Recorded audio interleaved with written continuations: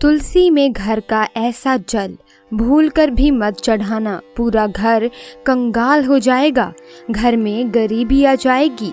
इसी के साथ हम जानेंगे कि किस दिन महिलाओं को तुलसी माँ को कभी भी गलती से भी जल नहीं देना चाहिए, वरना होता है घोर अनर्थ। माँ तुलसी के साथ ही माँ लक्ष्मी भी हो जाती हैं क्रोधित। तो पूरी जानकारी के लिए वीडियो को अंत तक जरूर देखना। शास्त्रों के अनुसार जहाँ पर तुलसी का पौधा होता है तो वहाँ पर साक्षात महालक्ष्मी अस्थायी रूप से वास करती हैं।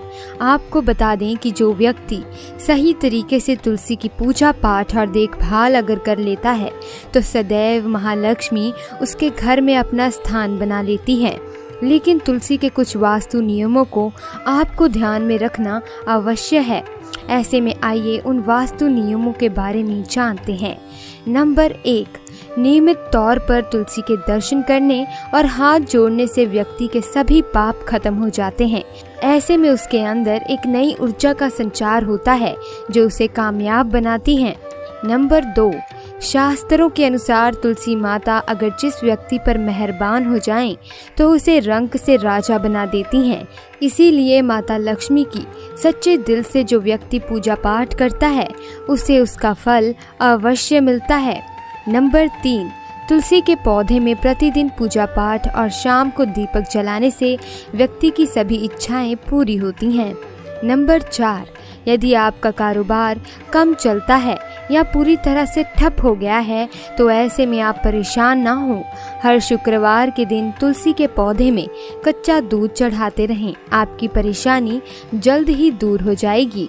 तुलसी माता अपने भक्तों को कभी भी निराश नहीं करती। नंबर 5, जहाँ पर अस्थायी रूप से नियमित तौर पर तुलसी में दीपक जलता है तो भूलकर भी भूत प्रेत आत्मा उस घर में भटकती भी नहीं है, बल्कि जहाँ पर तुलसी का पौधा लगा होता है तो उस घर से नकारात्मक ऊर्जा कोसों दूर रहती है।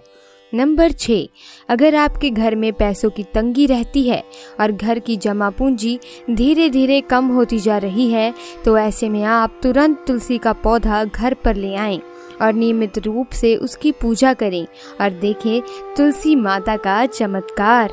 नंबर 7, 100 गुना फल की प्राप्ति के लिए विष्णु भगवान की पूजा में तुलसी के पत्तों का बहुत महत्व है। कहते हैं अगर आपके पास भगवान को चढ़ाने के लिए कोई भोग ना हो तो केवल तुलसी का पत्ता चढ़ा दें, वो प्रसन्न हो जाती हैं। वैसे तो प्रत्येक देवी देवता की पूजा में तुलसी दल का उपयोग किया जाता है, लेकिन भगवान शंकर और गणेश की पूजा में तुलसी का उपयोग नहीं किया जाता।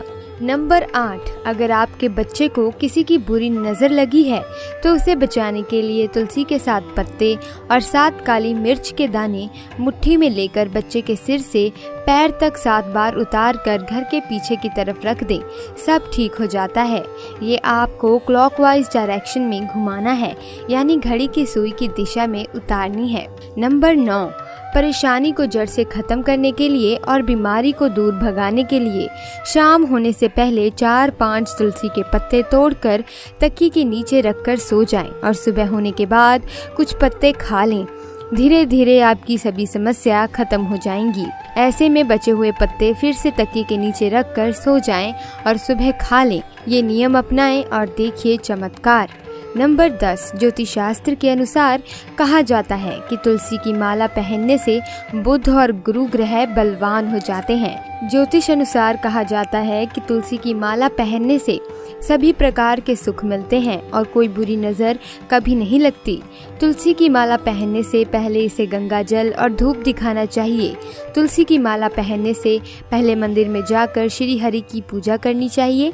जो लोग तुलसी की माला पहनते हैं तो उन्हें प्याज और लहसुन और मांस मदिरा का सेवन छोड़ देना चाहिए। नंबर 11, यदि आपका हर कार्य असफल हो जाता है तो ऐसे में आप तुलसी के पौधों की जड़ को लेकर उसे गंगा जल से धो लें। इसके बाद ही इसकी ठीक तरह से पूजा करें और फिर पीले कपड़े में बांध कर रख दें। धीरे धीरे आपकी सभी समस्याओं का अंत हो जाएगा। नंबर 12, जो व्यक्ति तुलसी के पाउडर का इस्तेमाल करते हैं तो वो हमेशा भयंकर से भयंकर बीमारी से बचा रहता है।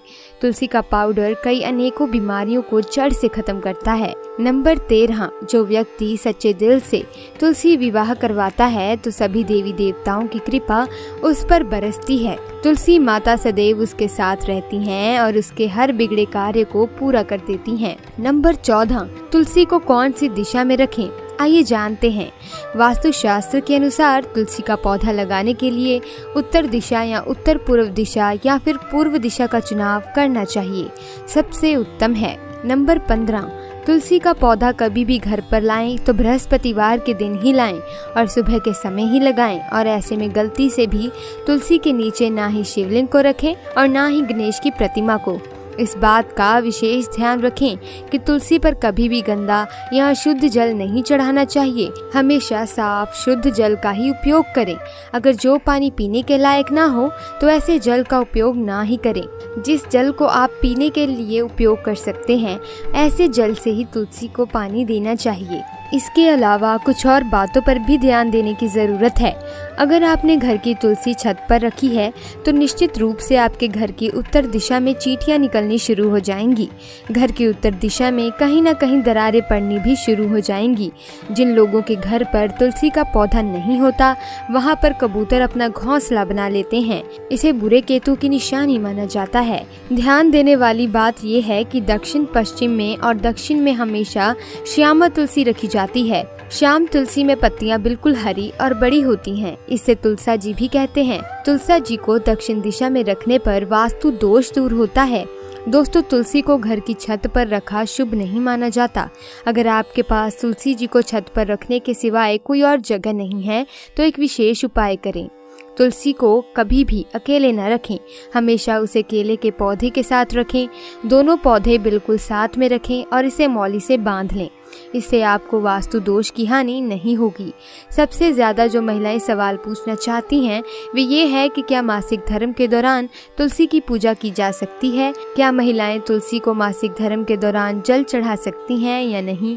तो चलिए इसके बारे में भी जान लेते हैं। दोस्तों, मासिक धर्म के दौरान औरतें अपवित्र होती हैं और इसीलिए मासिक धर्म के दौरान कुछ काम ऐसे हैं जो नहीं करने चाहिए। जैसे अचार को हाथ नहीं लगाना चाहिए, वो खराब हो जाता है।